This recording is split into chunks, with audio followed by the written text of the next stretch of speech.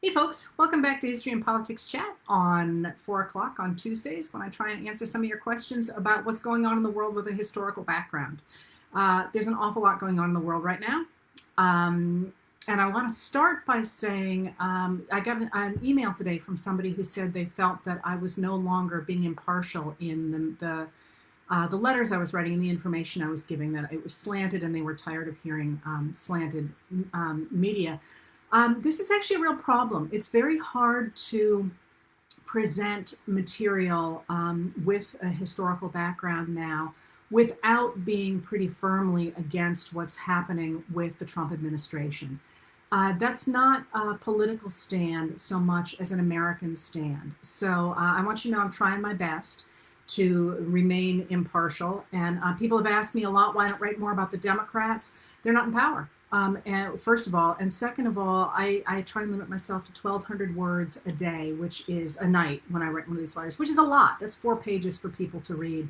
And there simply isn't room to cover everything that's going on, even in the news that's there.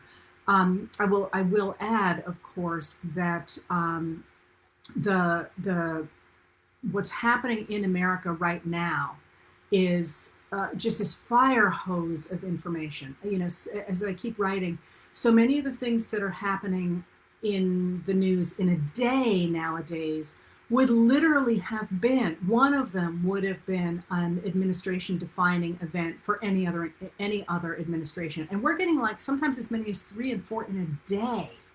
So just trying to stay on top of that takes an awful lot of time. I will confess I'm working on some material over the Democrats. I don't know when you'll see it, but I do know a little bit about them as well. And it's a really interesting story too. So I'll do what I can with the different things that people have asked me about. Right now, today, I want to take on some of the obvious things, although there are actually 5 things I want to cover today. And one of them is immigration, and I'm not going to have time for it. So please, somebody ask me about immigration, because the story of American immigration and the history of American immigration is fabulous. And lots of people don't know it, and they should, because you can't make sense of a lot of what's going on without knowing that. But today, again, we got more stuff on the table. All right.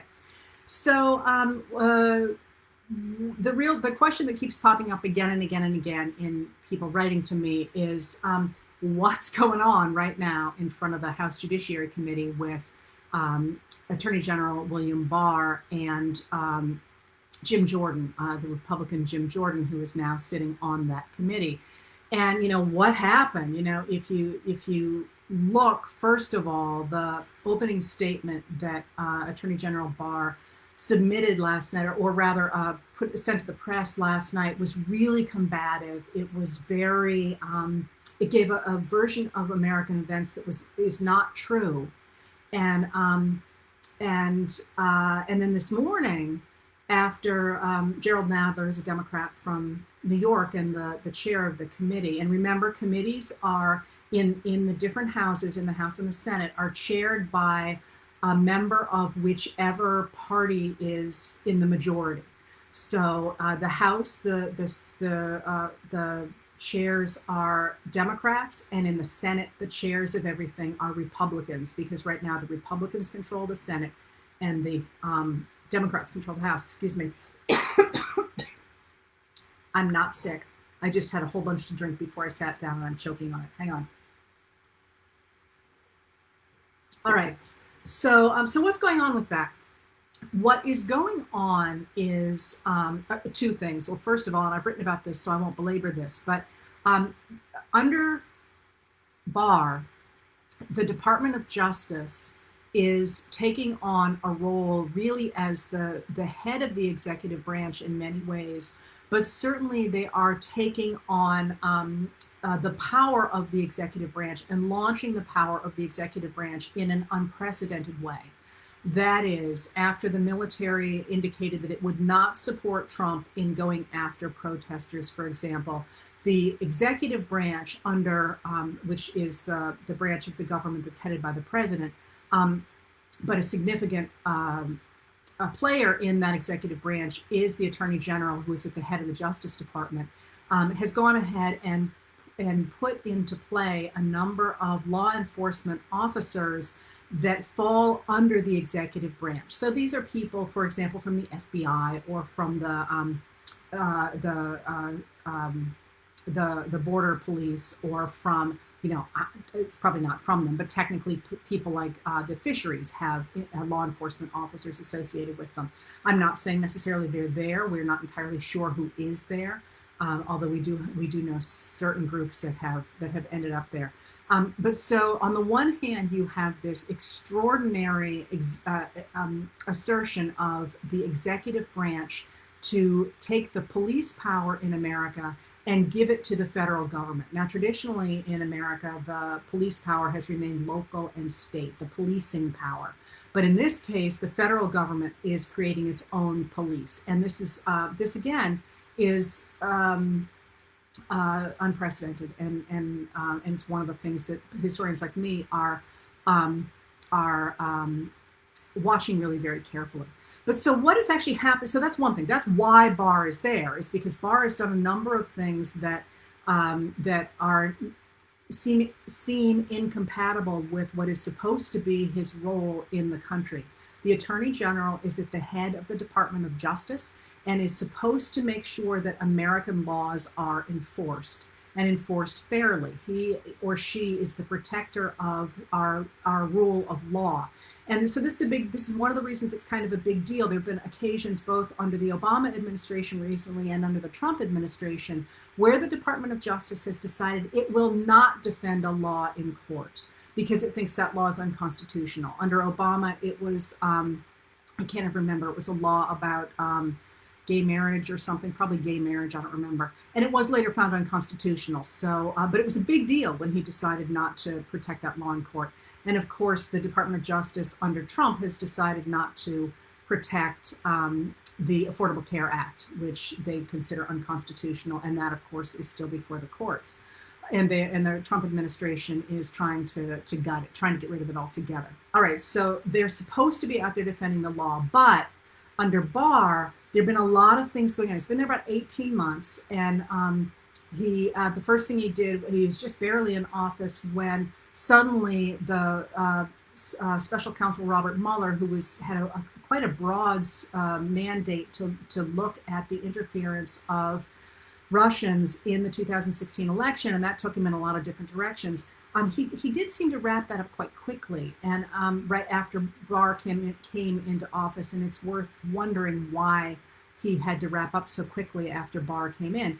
But Mueller gave that report to Barr because Mueller was acting in the Department of Justice and therefore was overseen by Barr. He gave it to Barr, and if you remember, Barr summarized it in such a way that everybody thought from that summary that Mueller had exonerated Trump. And that sat out there for 3 weeks and took the news cycle before, in fact, anybody got their hands on the actual report. And with that actual report, which was redacted and is still redacted, by the way, that is, they blacked out parts of it. Mueller wrote a letter to Barr and said, "You misrepresented this," and Barr had to go out in front of the media and say, "It wasn't really a summary, and I didn't mean to do that." But it was pretty clear he had misrepresented what was in it. And as you may or may not remember, that case is now still before the courts, whether or not that was a political action on the part of Barr. But that's not the only thing he has done, obviously. The two ones that are in the news more powerfully now are the attempt to reduce Roger Stone's sentencing, and which caused 4 people to actually leave the department, the case on which they were working, to resign from that case, and one of them left the Department of Justice altogether. That's really unusual. And the attempt to dismiss the case against General Michael Flynn, who had been Trump's first national security advisor and who had lied to the FBI about his contacts with the Russian ambassador, Sergei Kislyak, during the transition period between Obama and Trump. And he had pleaded guilty twice to having lied to the FBI. And so the case was just getting ready for sentencing. And after all that, after the case was over, they tried to dismiss it. And that case, too, is still in front of the courts. And then, of course, Barr has fired U.S. attorneys. And the U.S. attorneys are members of the executive branch, members of the Department of Justice in different districts. So they handle the business of the Department of Justice in those different districts. And most recently, that was Jeffrey Berman from the Southern District of New York.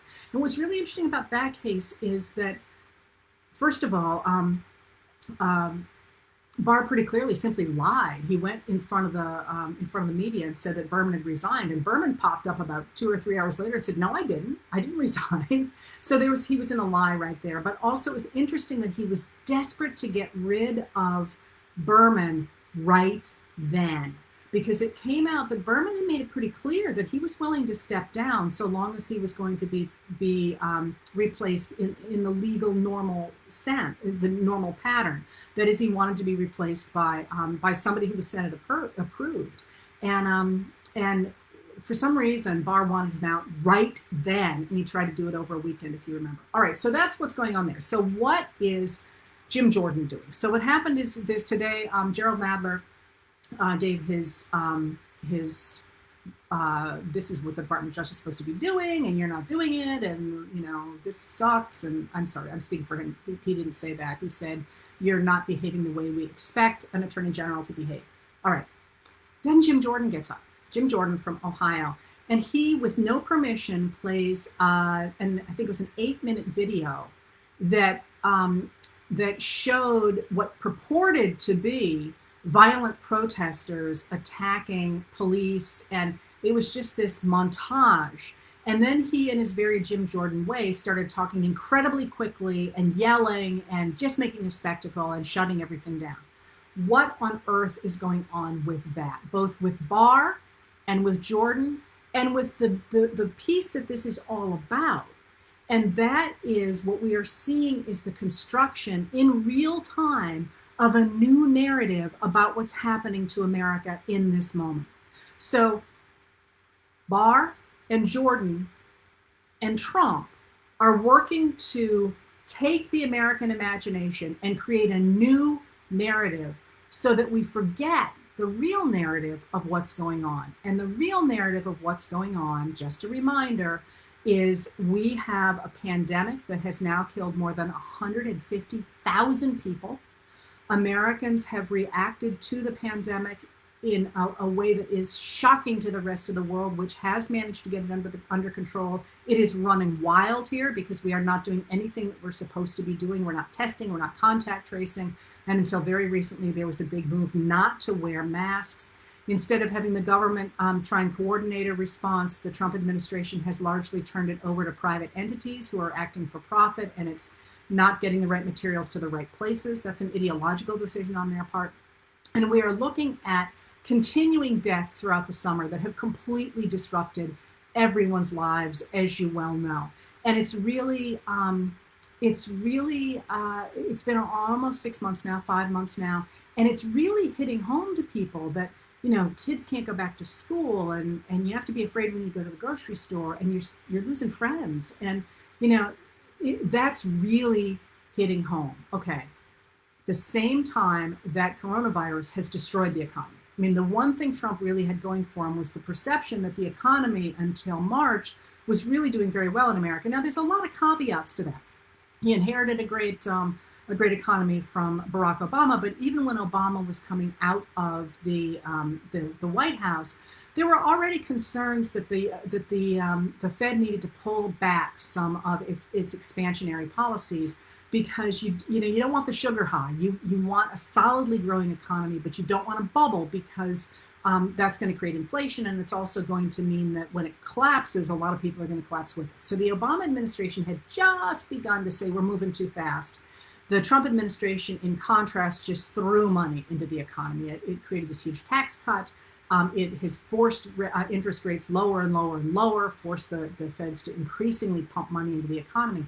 And so the economy looked like it was doing quite well. It looked like it. And I keep saying that because for an awful lot of people, if you look at the statistics, I think, not going to have them in front of me, I think they were saying about 70% of Americans didn't have $400 in the bank, which is what economists think you need to meet an emergency situation.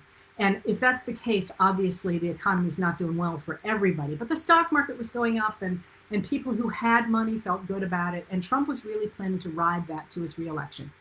coronavirus yanked the bottom right out of that. All of a sudden, people couldn't go to work, and they couldn't spend money, and they couldn't keep the economy moving. And as you know, we have 20 million people out of work from the coronavirus. Not that doesn't include the people who were out of work anyway. And now there's this huge problem. We have people dying, and the economy is in the toilet because nobody can get things moving again. So interestingly enough, I always think it's fascinating. The obvious thing to do was what Europe did, because they're moving again. Their economy is up and running again because they shut down, because they managed to corral the coronavirus and to test and find it where it was. And we have not been able to do that. So we're just, I'm sorry, it really is. It's got to be close to 100 in this room. So instead of doing that, what they chose to do was to pretend it wasn't happening, to try and keep things moving along. And of course, we've absolutely shot ourselves in the feet. So that's what the reality is in America. You're never going to win an election on that. I mean, you can see in a couple of places Trump has tried to say, well, it's going to get better. Well, you don't win an election on it's going to get better, especially if you've been in charge. It's one thing to look at the person in power and say, like FDR did with Hoover, life sucks now. Don't you want to try something else? And if you think about it, this is I'm thinking in the present time, not in retrospect as a historian. If you were alive in 32 before the 1932 election, FDR sounds like a wild man. He's like, I'm going to declare war on the Depression. Do you really want to give your president the war powers without there being a war? I mean, he sounds like a wild man. In retrospect, it turned out it was fine to elect him. But a lot of people looking at that election of 32 are like, I'd rather take my chances with Hoover than with this bozo. But enough of them thought, well, we'll try anything. It's got to be better than this, that FDR got elected. So you're in this position now that is rather analogous to that. And then similarly in 32, Hoover kept saying, he's crazy. He's going to destroy the country. He's a socialist. He's going to destroy America. And so Trump is in a similar position. He's trying to convince people not to vote for the alternative. And the alternative, interestingly enough, is, and people are unhappy with Biden in a lot of ways, but again, unhappy with the choice, or that he's not progressive enough, or that he's too progressive, or that he's whatever. But interestingly enough, what Biden does is two things. He provides, and I hope more, but he provides calm.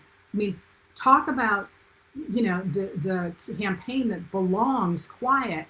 Aren't we all just dying to not have to read the news every day? And I know I am. The idea that you could go for a whole day and not worry about what somebody in the White House had done because you had a pretty good sense it was going to be humming along. You might not like it. You might not like the guy in there or the woman in there, but you didn't think that there was a chance the entire country would burn down. We have lost it. For 4 years, we've all been like on the edge of our seat. And the other thing that Biden does is he provides a link to that older, calmer time. So for a lot of people, they'd vote for a sack of dirt at this point rather than Trump. So Trump's got this problem. So what's he got to do? He's got to change the narrative. He's got to make people believe something that isn't true. And so to do that, what has happened is that if you followed the protests in Portland, you know that the protests there had gone on for 40-something days when when the federal officers went in, and the protests there were over a number of things. They weren't simply over Black Lives Matter. The mayor of Portland had some issues with the people with the protesters. He had okayed force against them, and they were protesting against him. There were Black Lives Matter protesters. There were also racial protests going on. Portland has a reputation as being sort of a hippie city, but it's always had an undercurrent of racial tensions. But those protests were falling apart. I mean, I shouldn't put it that way. They were getting smaller and smaller and smaller. They were down to a few hundred people. And it was all kind of falling apart. Although what they had done is they had graffitied the Hatfield Courthouse. And the Hatfield Courthouse is actually, it's got a bomb shelter. I mean, it's really carefully and it's a federal courthouse. It's not like, the Three Little Pigs and it's the house made of straw, right? It's a serious courthouse. and it had graffiti on it, and the protesters had used a hammer and broken a glass door, and then thrown in quite powerful fireworks. And just a reminder, fireworks are, after all, explosives. They're we tend to not think about them that way, but they are. I don't want to just downplay what happened there, but this was local vandalism. It was not something that the local police said that they couldn't handle. The federal government under an executive order, Trump wrote an executive order, or issued an executive order on June 26th, and that executive order said that the federal government was going to go in and protect federal property, a courthouse, and also to fight crime. And so they sent federal troops, and federal troops do have the responsibility for protecting federal property. Kind of a no-brainer, right? You don't want to have, your local police officers trying to protect, the Georgia State House or something. I'm sorry, that's not federal property. The Fort Benning or something. Federal property is protected by federal officers, so that makes sense. But they obviously weren't just protecting that courthouse. They were then in the streets, actively fighting with the people who were in Portland and escalating the violence there. And that's really not negotiable. I mean, that's really all the footage from there, all the witnesses from there, people who have been there said, the federal government escalated this. This was falling apart, and now there are thousands of people in the street, and they're being tear gassed, and they're being shot with what's called less than lethal munitions. But that simply means that they are not deadly always, but they fractured a guy's skull, and they put out people's eyes, and they're not like pea shooters, right? So they go in and they're escalating the situation there. So what they're trying to do is show to the American voter, especially older voters who have been falling away from the Trump, they were his strong supporters until coronavirus, and so many statements, including the one from the lieutenant governor in Texas, who said, old people should essentially take their chances with the coronavirus so we can all get back to work. And if you're sitting there in a retirement community, you don't want to hear that, we don't really need you around anymore. And I think it's probably worth mentioning here that just because somebody is older does not mean that they are expendable. I mean, Fauci, Dr. Anthony Fauci is 79. Ruth Bader Ginsburg is 342. I'm sorry, I'm exaggerating, but she's not young either. This idea that somehow because you're older, you are no longer contributing to society, especially in an era when so many older people are caring for their grandchildren, it's just a weird thing. Anyway, so he wanted to reassure them, and they tend to be voters that are what we call law and order voters. That is, they want to feel safe, especially as you get older, you want to feel safe, that, you're not going to be in danger, in general ways as well as in very specific ways. And the other people that he is going for right now and was going for there is the suburban moms, as they say, because that was another place where he was fairly secure, and that was with white women in suburban kinds of communities. And so you can see his effort to push back on suburban moms, if you will, to try and get them with the fact that he is taking a stand and challenging the Obama administration era rule that said you had to try to bring in low-income housing into suburbs, which was a code kind of for people of color. So he keeps talking about the destruction of the suburbs, because usually what those fights turn into is fights over the schools and funding for the schools, and that's something that suburban moms care a lot about. And by the way, also, I have read that the idea of sending people back to school was to attract suburban moms as well. Although that was a really bad call, because I don't know any mom who sits there and says, oh, I've got a great idea. I'm going to send my kid in a place where they could get a deadly disease. I'm a little leery that anybody thought that was a good idea to attract suburban moms. But they are as well really big into law and order. You got kids, you don't want them at risk. So anyway, that was the idea there. So what is Jim Jordan doing today with that video, and with Barr talking about how the attack on the Hatfield courthouse, which was spray paint and a hammer and fireworks, is an assault on the U.S. government. It is not an assault on the U.S. government. That's just bizarre. What are they doing with that? And I'm going to talk a little bit more about that in a minute. This is a really deliberate attempt to change the American narrative, and it's one that is deeply rooted in the Republican Party in a really interesting way. And it really starts in a funny way with Eisenhower, who manages to use the power of television better than anybody else has up to that point. It's really Eisenhower's campaign of 1952 that we recognize as the start of modern presidential campaign imagery.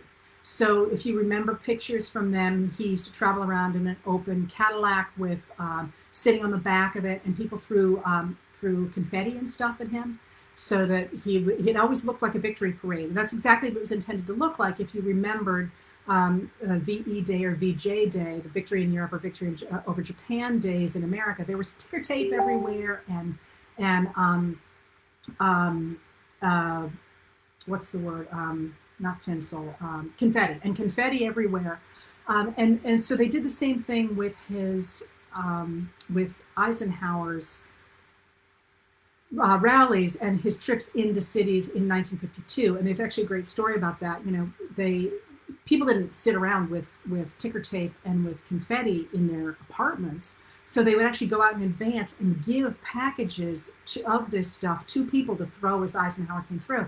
And they gave one package of confetti to some guy who got so excited that he didn't realize he was supposed to open the package of confetti, and he chucked it at Eisenhower's car, and he almost brained the guy. Anyway, the whole box, not just the confetti he was supposed to throw. Anyway, so what happens is Eisenhower figures out in 52 and 56 that they really need to really make the most of the imagery that television now permits. And in 1960, of course, the Democrats turned that against them with John F. Kennedy, who knew ahead of time, when it came time to do the debates with Nixon, that how to look good for a camera. Nixon didn't. If you remember, Nixon hadn't shaved. He always had a heavy beard anyway, and his face was kind of gray looking. And in those days, when you were on TV, if you wore a white shirt, it looked gray.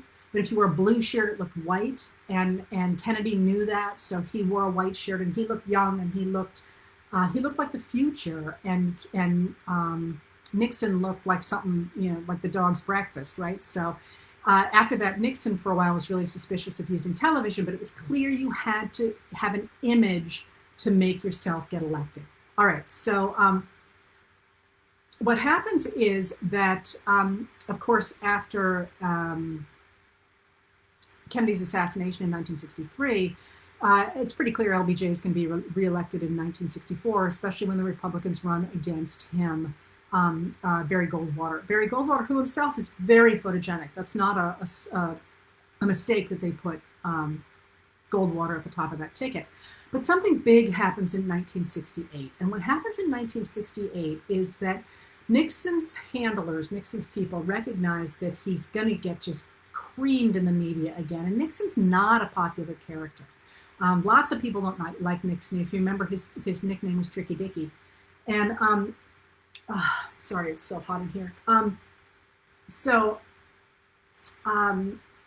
1968, the people who were packaging Nixon went ahead and they hired a bunch of advertising executives to run his campaign. And one of them said, I've got a quotation here, says, voters are basically lazy. Reason requires a high degree of discipline, of concentration. Impression is easier. Reason pushes the viewer back. It assaults him. It demands that he agree or disagree. Impression can envelop him, invite him in, without making an intellectual demand. When we argue with him, we seek to engage his intellect. The emotions are more easily roused, closer to the surface, more malleable. And what they did is they went ahead and they created a visual language for that campaign that managed to override everything else. The ads for Nixon in '68 were in fact didn't have substance at all. If you look at them now, and they're available on YouTube, they look almost like a Ken Burns kind of documentary. It's like a flashing image after another, and they're images of war and carnage and all kinds of stuff. And then at the end, there's a picture of something like the Statue of Liberty, and the voiceover says, vote like your whole life depends on it. And it, or how you, like the whole world depends on it. And it worked. I mean, you didn't actually have to know anything about Nixon to know you wanted this guy, because he emerged out of this chaos and everything was serene again. Well, it wasn't just this idea of the imagery of Nixon that they began to manipulate. They began to manipulate television, and they hired this young guy to go ahead and package Nixon in what were called town halls. But they handpicked all the people who were there, and they handpicked all the questions, and they really were careful with Nixon's makeup and his clothes and everything else. Well, you know who that was who did that? That was Roger Ailes. It was the same guy who's going to go on to start Fox News. He gets his start with the Nixon campaign in 1968. And he was, I can't read you all the quotations from Ailes because they're absolutely great, but they're also unbelievably vile and racist. So I can't read them to you. But at one point, as he is doing these town halls, he says, first of all, no press are allowed. We don't want any real questions. These are all staged questions. And at one point he said, and this is a quote, and I'm from the country, so I thought this was funny. I hope other people do, and I don't offend anybody. Ailes says, no more farmers. They all ask the same goddamn dull questions, unquote, which, I don't know. I kind of think farming's interesting, but I love that he is packaging him right down to who was allowed to ask a question.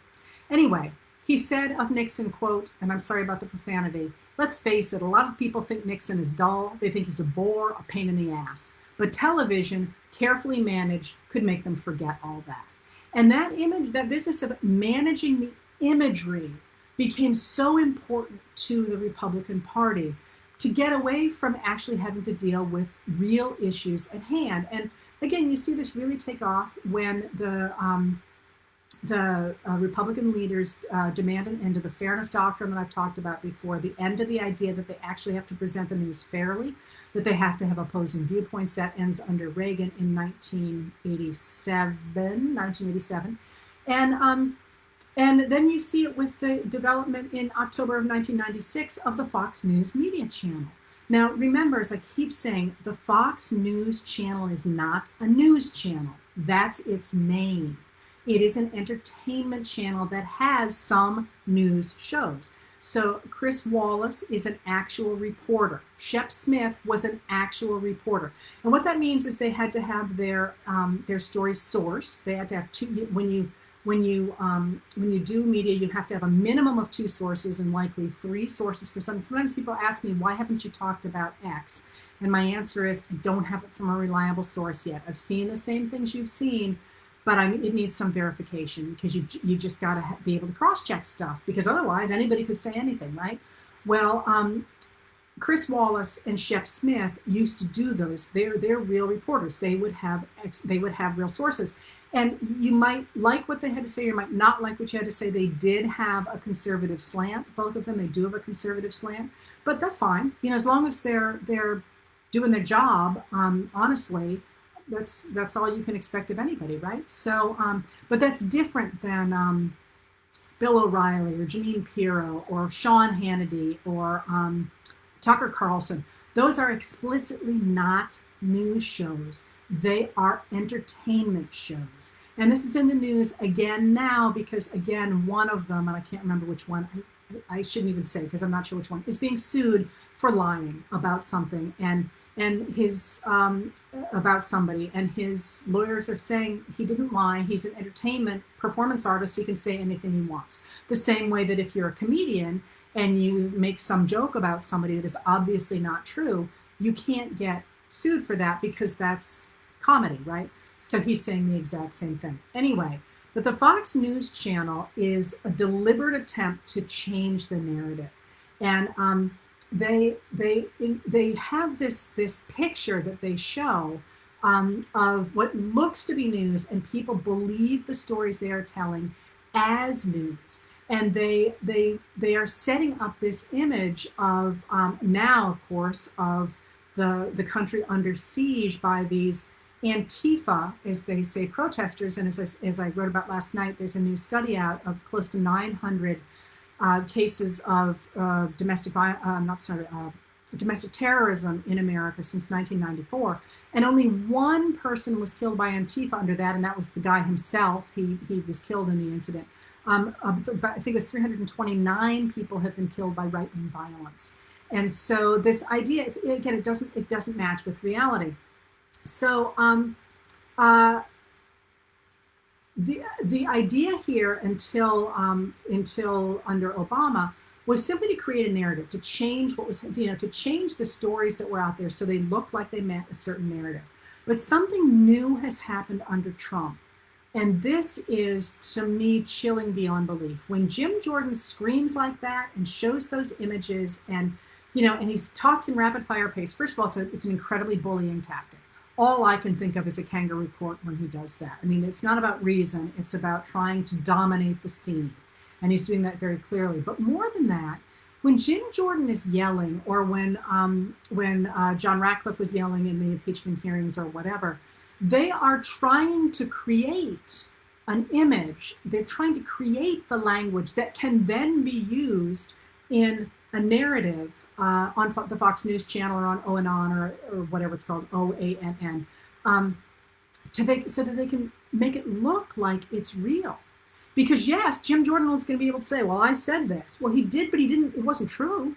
And it reminds me of nothing so much as Buffalo Bill in the Buffalo Bill's Wild West show, when he would literally wear clothing into dangerous situations so that he could then go on stage and say, look, this is what I was wearing when I was at the Battle of wherever.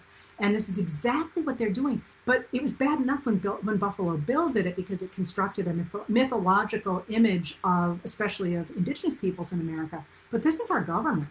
And it's to me just an absolutely terrifying time that we're in, to watch elected members of our government deliberately constructing a false narrative for the people who listen to them. If, in fact, they were interested in reality and the truth, they would not be manipulating these images. And that's the thing that I just keep coming back to. It's like, why do people want to believe this is true? I mean, because it's pretty clear it's not reality. All right, so people have asked me, how do you push back against this? Call it out, say this is not what happened. And here's a great example of that. In the indications coming now out of Seattle as well as out of Portland, there's a number of narratives that talk about the fact that the police have been attacked, and there was one I saw today that said that the police had they lost eyes and they had suffered all sorts of injuries. And then in the same news story, it said that none of them had to leave work because of these injuries. Well, when the protesters were shot in the eyes, they were in the hospital.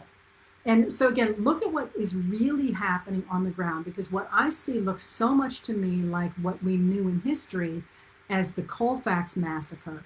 And that's a massacre during Reconstruction that is a case of white men in the South attacking African Americans. But the news reports all had it the other way, that African Americans had attacked the white people and the white people had to fight back. Well, at the end of the Colfax massacre, I don't remember the numbers off the top of my head, but I want to say that 3 white men were killed and hundreds of African Americans were killed. So if you look at that, at the outcome, who were really the aggressors there? And this is one thing to do, is look at what's really happening. When they said, for example, somebody wrote to me and said, well, the protester just attacked a police officer with a claw hammer. And I thought, wow, I didn't read about that. Oh my God. So I went and looked about it. In fact, it was a protester who was trying to break a window with a claw hammer. It's a hammer, right? It's got a claw on the end, a claw hammer. And a police officer stepped in between him and the door, apparently. I don't have video of it. And the police officer absorbed 3 of the blows, but not to the point that he suffered any injuries. Well, again, I'm not defending anybody hitting anybody else with a hammer. That's a no-go. But to suggest that being hit with a hammer that did not cause damage is equivalent to the skull fractures that protesters are incurring is just, they're not saying. So one of the things we do to push back is actually figure out what's happening. Not what people say is happening, but what is actually happening. There are certainly protesters who are creating vandalism, who are behaving in appalling ways, it's not clear who those people are. So I'm withholding judgment on that as well. But it's not to say they're all sweetness and light, but it's pretty clear where the violence is in this. So that's one way, is to challenge what's happening, and also to take up oxygen. I keep saying this. They would not be working so hard to manipulate a narrative if they did not think the way people talk about things matters. So, say you care about the rule of law. Say that this is not okay. It's not okay for the federal government to be sending in police officers, because it's not. And regardless of where you are on the political spectrum, you don't want the Department of Justice and the president to have their own police forces that are not overseen by other people. We have plenty of police forces in this country that have plenty of oversight. This particular one does not. And talk about American values. So that is one way for people really to take up space. Say this is not okay, because what they're trying to do is change that narrative. If you don't let them, that's a victory, because that's not. I anyway want to live in a reality-based community, in the real world, because that's how we'll solve the problems going forward. All right, so that was one question, and I'm going to try not to go on so long about these others. A lot of people have said, why on earth aren't the state governors or the mayors of these cities challenging the federal officers? And then somebody asked today as well, why doesn't Nadler simply get rid of Jim Jordan, who's behaving so appallingly? Well, the answer to that, let me start with the latter one first. Think of how it would look. If I am just sitting here saying, this is all about narrative and imagery, imagine how it will play on television to have the Democratic chair of the Judiciary Committee throwing the Jim Jordan out of the Judiciary Committee. And if you're not thinking about what that's going to look like, remember that quite deliberately, the members of the House tried to do this in the impeachment hearings, when the hearings were being held in the secret room. Secret meaning it's protected, so you can't beam in and out of it. Signals, not yourself.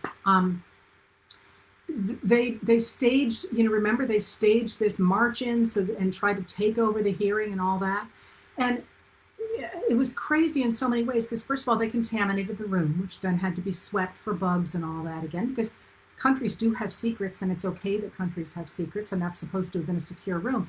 But then as the news came out, a lot of them were allowed in that room, and they had just chosen not to go because the hearings are long and boring. So they staged this big thing again for the TV cameras, saying, we're not. This is a secret hearing. We're not allowed in, and they stormed into the place. And in fact, they were allowed to be there. They simply weren't going. A lot of them weren't going. Some were. We know from the transcripts some of those guys were there, but they did it for the cameras. And interestingly enough, one of the things that happened in that scenario was their phones got confiscated. And when that happened, when they had nobody to impress with their stand against the evil Democrats, they quit, because there was no point in sitting in an empty corridor when there was nobody to watch. So that's one of the reasons, is they don't want to create a scenario like this. And think again about how it would look if in fact you tried to challenge the federal officers in the streets of cities. People will die. There's no doubt that people will die. And if you're the mayor of a city or the governor of a state, you don't want your people to die. And you certainly don't want to escalate things any further than they are. And it's interesting again that Trump and Barr keep using the language of warfare. And again, there wasn't a war. I mean, this is a manufactured war. There's violence in cities, sure, although there's an overall downward trend for decades now of violent crime in cities, and there is of course crime, but that's what our local police are for. And the idea that somehow we have a rebellion against the government because people are attacking a concrete courthouse and vandalizing it is, again, look at the outcome, not what they're saying. Look at the reality here. So why not go in and take them out? And there's a longer history to that as well. And I wanna talk about why that hasn't happened in the past. And this goes back a long way, and it's an interesting story, and one of the reasons I won't get to immigration today, like I wanted to talk about. And that's that if indeed you have somebody who is resisting the federal government used to go in and do something, right? Because that's what especially with the DOJ, the Department of Justice, and the FBI under the which is in the Department of Justice, that's what they're supposed to do.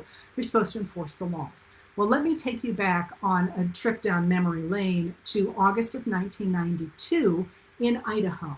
And if you remember that, what happened was that there was a guy named Randy Weaver, who was a former factory worker, and he had moved out to northern Idaho because he believed that American society was corrupt and that it was becoming taken over by socialists, and he wanted to be out there with his family and live in his own sort of enclave. But while he's out there, he's indicted on a firearms charge, a federal firearms charge. And when he's supposed to go into court for the firearms charge, he doesn't show up. Well, again, what should happen then? Government forces went and tried to arrest him. And when they tried to arrest Weaver to show up in court, he holds out, he won't surrender, and there's a firefight. And in the process, Weaver's 14-year-old son and a federal marshal were both killed. All right. So what happens then? A federal sniper then, because now it's a standoff, right? And who knows if it's a hostage situation? A sniper goes ahead and shoots into the compound and wounds Weaver's wife, Vicky, and wounds Weaver and then kills Vicky. And then when that happens, there are far-right activists and a neo-Nazi enclave nearby, and an Aryan Nations compound nearby, and they rush over to help Weaver stand off against the feds.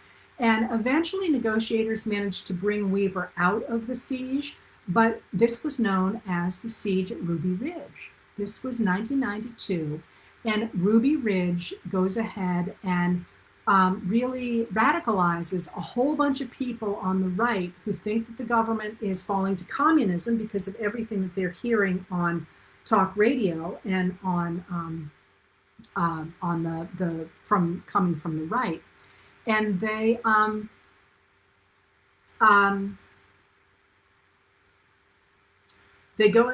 go ahead. I'm sorry, there's something I wanted to say earlier that I'll get back to in a second.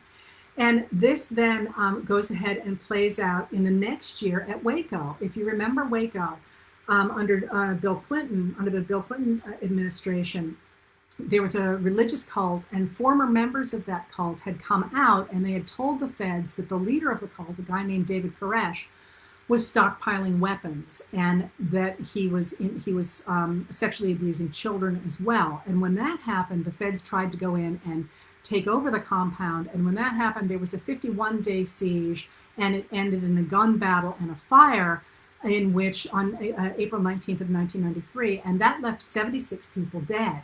Now, there was an investigation into what happened at Waco, and it was an investigation led by Republicans. Remember, all that happened under the Democrats, under Janet Reno and Bill Clinton. And there's a Republican investigation into that, and the Republican investigation, said there was, quote, overwhelming evidence, unquote, that exonerated the government from any wrongdoing in what happened at Waco. So the Republicans are investigating Bill Clinton. You know how they felt about Bill Clinton?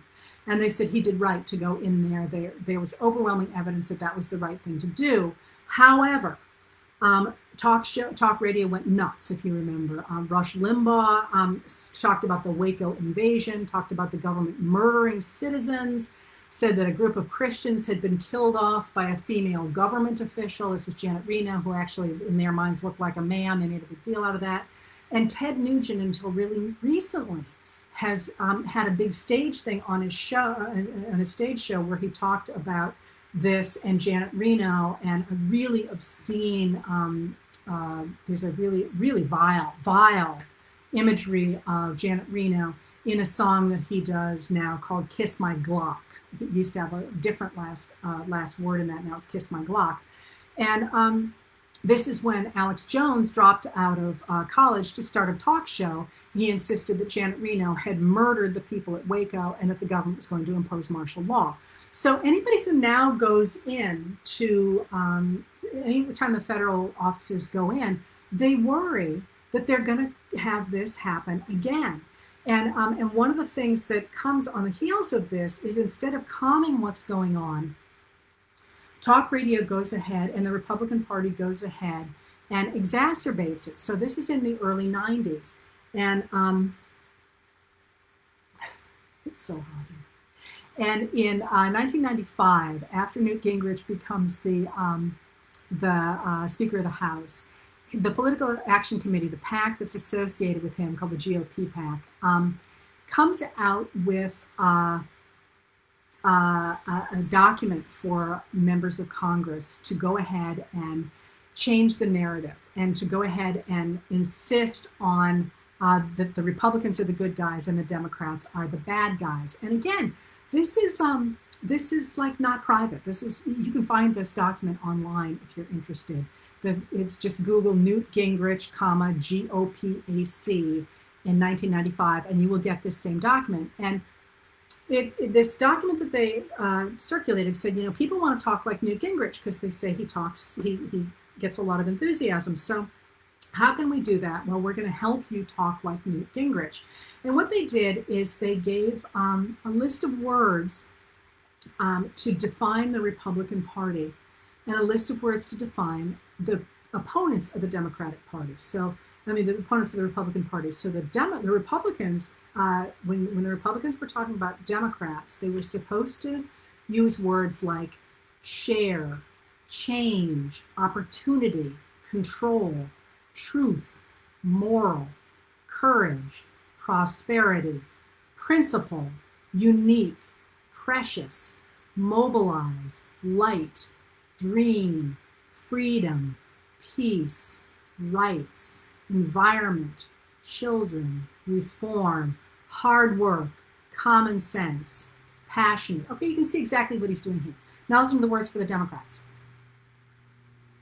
Decay, failure, collapse, crisis, destructive, destroy, sick, pathetic, lie, liberal, unionized, betray, shallow, traitors, hypocrites, radical, threaten, devour, waste, corruption, pessimistic, excuses, intolerant, welfare, taxes, shame, disgrace, selfish, bizarre, cynicism, cheat, steal, abuse of power, red tape, obsolete, bosses, and patronage, and permissive attitude, along with incompetent.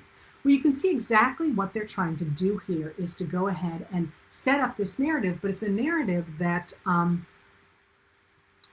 makes it very difficult, increasingly difficult, for the federal government to take a stand against these outliers. And I think you can see this, against people who are standing up to the federal government, because you don't want to have a war in the streets. So, because people are going to die. So, and again, if I've talked to some of my Republican friends about this, and they're like, why don't the feds just go in? This is crazy. Why don't the feds just go in? Well, feds did go in on a number of occasions. Let's take a look, and it didn't go very well. Let's take a look more recently at what happened in 2016 with the takeover of the Malheur National Wildlife Refuge.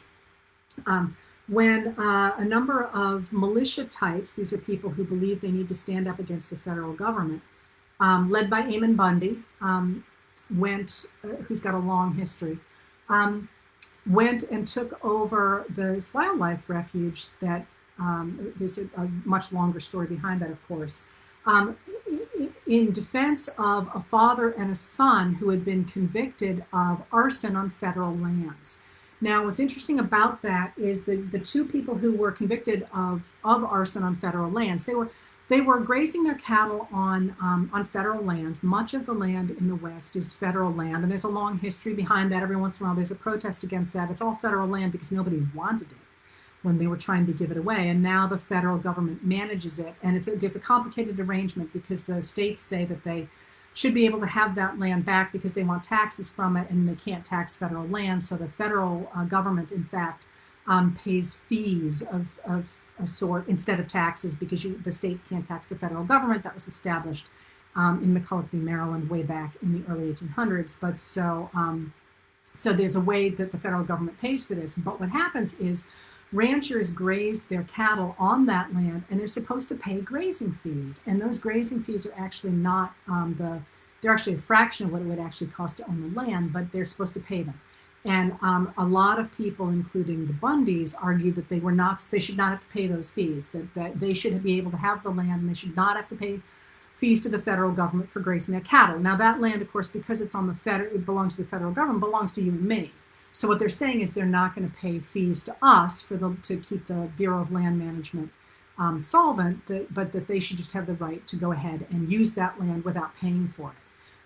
Which, as you can tell, I have a problem with. I believe everybody should pay their own way, and they're not. So anyway, this father and son were grazing there on federal land, and they set a fire on it, not to maintain the land, not because they were, I don't know, playing with firecrackers, but they set a fire on it, and they weren't allowed to. It was federal land, and they were actually federal, as I recall, they were federal land managers there nearby who were endangered by the fire. And so these guys, a guy named Dwight Hammond and his son Stephen Dwight Hammond, got arrested and tried, and they got sent to prison. It was fairly complicated, but the Hammonds didn't. They distanced themselves from what the Bundys were doing at the wildlife refuge.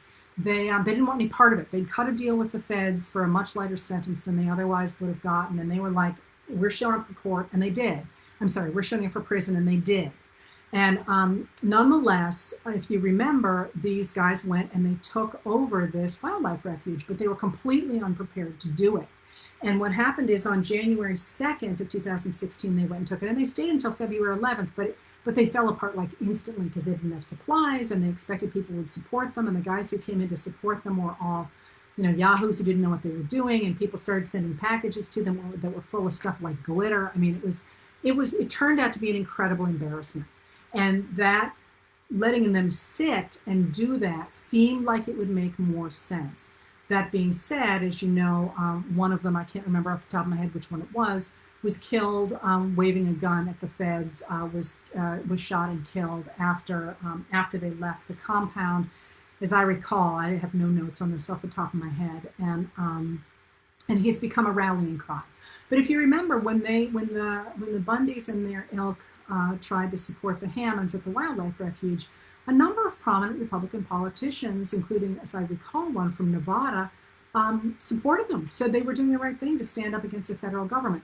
Again, this imagery that it's a good thing to stand up against the federal government makes it more and more difficult for people like Nadler to pull Jim Jordan out of the Judiciary Committee and make him behave, or makes it harder and harder for people to stand up to those attacking federal rights. So the question is, why doesn't somebody go in and stop this? That's the answer for why people don't stop people like Jim Jordan, and why the state government doesn't want to go in and push back against these federal officers who are behaving in ways that they don't necessarily like. All right, so a couple more questions very quickly, because I started a few minutes after the hour. First of all, somebody asked, is the Russia bounty scandal real? Yes, it's a very real scandal, but, those big letters, but now, we don't know what it is. I mean, that's the thing that's so bizarre. We know that it happened. We know that that the intelligence community is concerned about it. It's been confirmed by a number of different reporters, but the White House won't talk about it. I mean, it said that it was a hoax, and then it said he wasn't briefed, and then it said, again, if you were president and this story came out and it were not true, wouldn't you be out in front of the cameras every minute saying, here's the evidence that you people are all lying, and not just say you people are all, there's no evidence that this hasn't happened, but we don't know what it is. I mean, yes, it's a real scandal, but what? Well, we don't know. And there are rumors that there were people actually killed under it. Certainly some money was transferred from the Russian bank account to the fighters that were affiliated with the Taliban. Was it directly associated with American soldiers? It appears to be, but it's just fallen into this big black hole. And my gut sense as a historian, for what that's worth, it's a very big scandal. The fact that they are deep sixing it the way they are says it's a really big deal. Similarly, of course, the Trump administration is trying to guarantee that his finances will never come out. He's fighting so hard on that front. There's got to be something in them. Just your gut sense that. And here's a final one to leave you with before I go jump in the harbor. Everybody's asking, what happens if Trump refuses to leave office? We got a lot of places to go before that happens. There's an article in the Boston Globe yesterday, I think, maybe the day before, saying that people had gamed it out, and in no case did it turn out well, because he will argue that the election was rigged. And we have the problem that the Attorney General will back him up on that, and the Senate Majority Leader will back him up on that. But again, it's July. We have August, September, and October to get through first. And there's an awful lot of things that are out there still. Trump's finances are out there, for one thing. We have the problem of the federal officers going into cities. That's another thing that's out there. It is a problem. A lot of people are saying he's not going to leave office. I think it's definitely worth being concerned about, but we got a long way to go before we worry about that. And the focus that people are putting on is changing the narrative back to reality and getting enough people's votes out there and counted that the result is so overwhelming, he doesn't really have a choice. Now, is that the solution? Right now, it's a solution worth going forward with, but as I say, there's a lot between now and then. There's the finances, there's there's the coronavirus, there's the economy, there's the troops going into cities. I think there's a lot of pieces that are going to move more before we need to worry over much about 4 months from now, because right now we need to be worrying about 4 days from now. So let's let the future take care of its fear. We should all be aware of it. We should all be insisting that there's a free and fair vote. But we can't wait until November 3rd for that, or whatever day the election is. I think it's the 3rd. We have to insist on that now. And that's what I would do, is say, again and again and again, scream about voting and fairness, and that it's not okay for the administration to be using our tax dollars to create a narrative to try and retain the White House for any particular candidate. All right, on that cheery note, I'm going to melt my way into the harbor. I hope that was somewhat useful, and I will see you on Thursday if you want to come hear more about the Republican Party. I think we're getting into the present with that. Yes, we're getting into the 1950s. Oh, that's a good one. And I'll write to you tonight, and I'll see you next week, Tuesday at 4 o'clock. Thank you very much.